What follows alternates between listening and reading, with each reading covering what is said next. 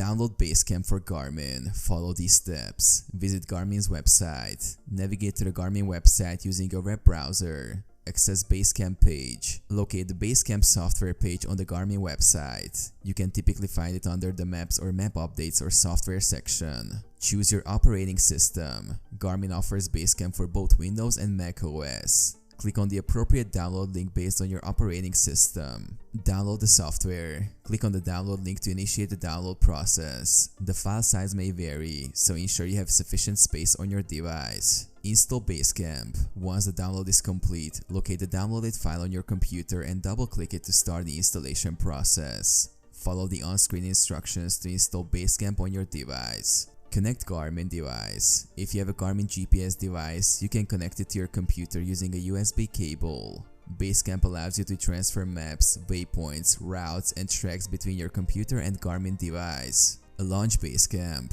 After installation is complete, launch Basecamp from your desktop or applications folder. You can now use it to plan trips, view maps, and manage GPS data on your Garmin device.